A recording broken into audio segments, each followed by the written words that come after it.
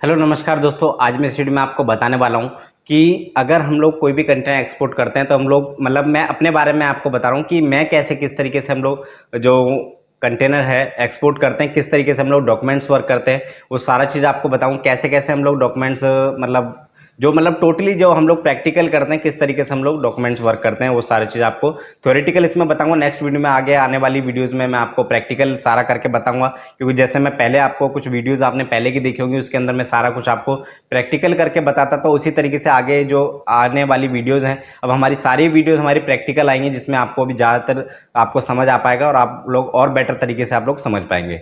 तो देखिए हम लोग कंटेनर कैसे एक्सपोर्ट करते हैं, कैसे हम लोग जो फर्स्ट स्टेप होता है क्या होता है। तो हम लोग सबसे पहले क्या है, कोई भी हमने जो रेट्स है, किसी भी शिपिंग लाइन का रेट्स हमने, जैसे कस्टमर ने बोला कि मेरे को नवा शिवा से, एक एग्जांपल ले लेते हैं, नवरोसिस के लिए हमारा कोई कंटेनर जाना है, ठीक है। तो उसके हमें सबसे पहले क्या रेट्स देने हैं। रेट्स हम लोग को कहाँ कहाँ से देखने हैं वो मैं आपको बता दूंगा। देखिए दो शिपिंग लाइन दो दो जैसे टू टाइप्स की शिपिंग लाइन होती है। जैसे एक हो गया आपका एमएलओ शिपिंग लाइन, जिसका आप ऑनलाइन रेट देख सकते हैं। ज़्यादातर जो एमएलओ शिपिंग लाइन उनका आप ऑनलाइन रेट्स चेक कर सकते हैं, क्योंकि अब सबका जो रेट्स है ऑनलाइन अवेलेबल हो गया है। तो उसमें अकाउंट्स खोल के आप अपना डॉक्यूमेंट्स, जो केवाईसी डॉक्यूमेंट्स है आपको देके उसमें अकाउंट्स खोल सकते हैं। और दूसरा हो गया आपका MLO shipping line, sorry NVOCC shipping line, जिनके कंटेनर्स होते हैं लेकिन वेसल नहीं होते हैं। और एमएलओ शिपिंग लाइन होती है जिनके वेसल भी होते हैं और कंटेनर भी होते हैं। और एनवीओसीसी शिपिंग लाइन होती है कई, वो ज़्यादातर तो नहीं, एक दो शिपिंग लाइन है जिनका आप ऑनलाइन देख सकते हैं। वैसे अभी तक मेरी नॉलेज में नहीं है ऐसी, क्योंकि मैंने सुना था कि हाँ कुछ शिपिंग लाइन है जो एनवीओसीसी शिपिंग लाइन है वो ऑनलाइन रेट्स देने लगी हैं, लेकिन अभी तक मेरी नॉलेज में ऐसा कुछ भी नहीं है।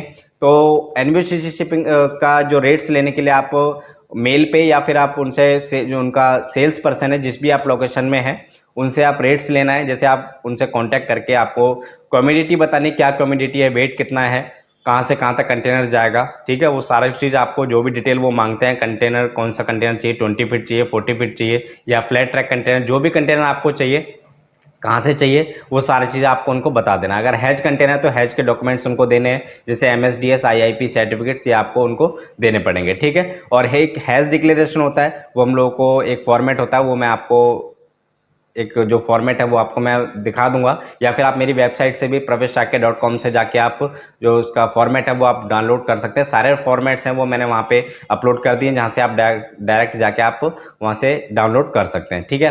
तो रेट्स लेने के लिए आपको एनवीसीसी से आपको मेल पे, या फिर बेटर होगा अगर आप मेल पे लेंगे तो आगे कोई भी दिक्कत आपको नहीं आएगी। बाई चांस अगर कोई रेट्स के आगे प्रॉब्लम आती है तो आप मेल पे जाके आप उनको क्लेम कर सकते हैं कि मेरा जो रेट्स फाइनल था।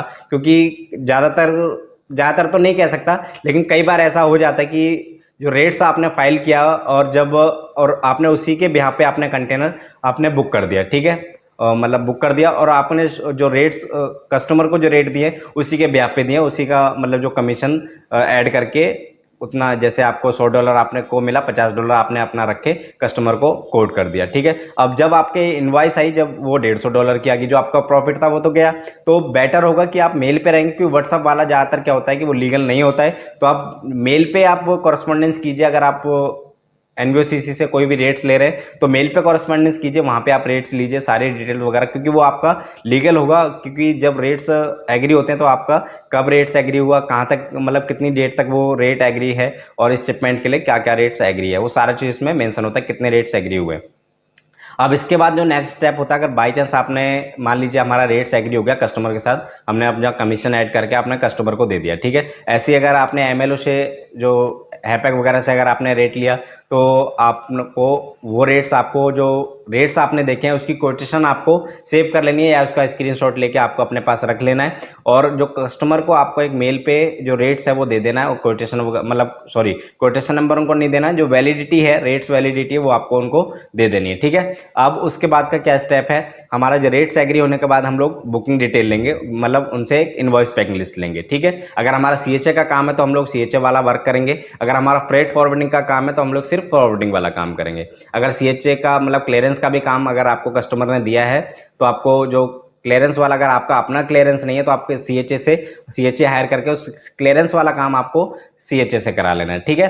अब नेक्स्ट स्टेप क्या होगा, आपने इनवॉइस पैकिंग लिस्ट ले ली, इनवॉइस पैकिंग लिस्ट को आपको इनवॉइस पैकिंग लिस्ट से आपको एक बुकिंग डाल देनी है जिसमें सारी चीज़ उसके अंदर मेंशन होता है, क्या कार्गो है, कितना कार्गो है, क्या एचएस कोड है, सारी चीज़ किसके पास जाना है, कौन भेज रहा है उसको, वो सारी चीज़ उसके अंदर मेंशन होती है, ठीक है। उसके बिहाफ पे आप बुकिंग डाल देंगे। बुकिंग डालने के बाद जैसे ही आपके पास बुकिंग आ जाती है, वो बुकिंग आप अगर आपको कस्टमर मतलब सॉरी जो एक्सपोर्टर है उसने अगर सीएचए हायर किया हुआ है, वो बुकिंग आपको कस्टमर को देनी है। अगर सीएचए आपने हायर किया हुआ है तो आपको वो बुकिंग सीएचए को देनी है, क्योंकि नेक्स्ट स्टेप जो है बुकिंग लेने के बाद जो नेक्स्ट स्टेप होगा वो सीएचए ही करेगा, क्योंकि अगर कंटेनर फैक्ट्री जा रहा है तो ट्रांसपोर्टर को देना पड़ेगा बुकिंग, क्योंकि वो कंटेनर बुकिंग लेके ट्रांसपोर्टर उसके सर्वेयर के पास जाएगा जहाँ कंटेनर रखा होता है, जहाँ से कंटेनर अलॉट होता है।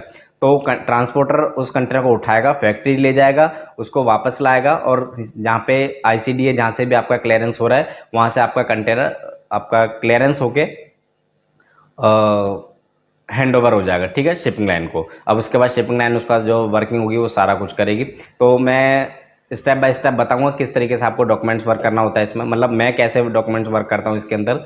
तो हम लोग जैसे बुकिंग सबमिट करते हैं, बुकिंग सबमिट के बाद हमारी बुकिंग आ गई। अब हम लोग क्या करेंगे कि अगर हमारा क्लियरेंस का जैसे मैंने आपको बता दिया, अगर डॉक स्टफिंग है मतलब आईसीडी स्टफिंग है तो आपको कंटेनर क्या है आपका वेयर हाउस में ला के रख लेना, वहाँ पे आपका कंटेनर भर के वो जो मतलब सॉरी सीएफएस में ला के रख लेना है और सीएचएस को क्लियरेंस करवा के हैंड ओवर कर देगा। मतलब दो भी इसमें भी दो चीज़ें होती हैं, फैक्ट्री जा रहा है तो आपको ट्रांसपोर्टर को बुकिंग देनी है, अगर आप सीएचए मतलब डॉक स्टफिंग है तो आपको सीएचए को देनी है। अगर एक्सपोर्टर ने अगर हायर किया हुआ तो वो आपको बुकिंग आपको एक्सपोर्टर को देनी है, वो सारा वर्किंग करके आपको सिर्फ आपका क्या काम रह जाएगा, जैसे मतलब एक मान लीजिए हम लोग फॉरवर्डर हैं, सिर्फ हमारा फॉरवर्डिंग का काम है तो हम लोग एक्सपोर्टर को बुकिंग दे देंगे।